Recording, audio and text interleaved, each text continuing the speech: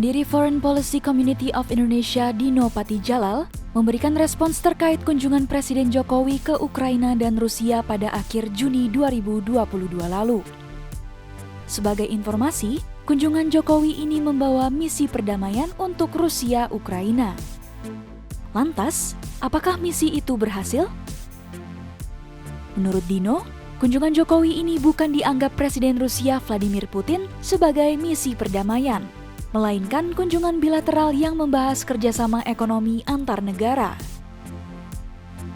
Dino mengatakan, saat kunjungan Jokowi ke Rusia, Putin sama sekali tidak menyebutkan terkait misi perdamaian dan hanya membahas mengenai hubungan ekonomi Indonesia-Rusia.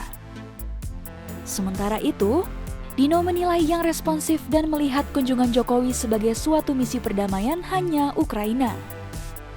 Meski demikian, Dino menyebut bahwa tidak perlu berkecil hati, lantaran pihak lain seperti Sekjen PBB juga kesulitan menciptakan perdamaian antara Rusia-Ukraina. Jadi dari segi misi perdamaian, saya tidak melihat adanya terobosan, karena kalau misi perdamaian itu berarti konsep perdamaian diterima oleh kedua pihak ya, baik Ukraina maupun Rusia. Sementara di sini nampaknya yang responsif hanya Ukraina, sementara Presiden Putin sama sekali tidak merespon gagasan atau upaya perdamaian dari Indonesia ini. Jadi itu realitanya, itu faktanya. Tentu kita tidak perlu kecil hati karena Sekjen PBB pun juga macet ya. Tidak ada terobosan yang signifikan, dan juga Presiden Turki Erdogan pun yang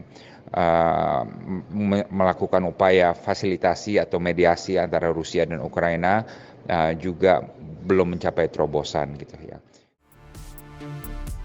Adapun Dino menyampaikan bahwa hanya pemerintah yang bisa menentukan apakah upaya perdamaian Indonesia akan berlanjut.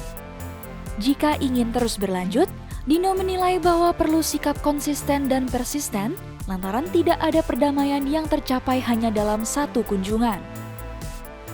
Salah satu contohnya seperti upaya Indonesia mendamaikan konflik di Kamboja yang memakan waktu bertahun-tahun dengan kegigihan yang luar biasa.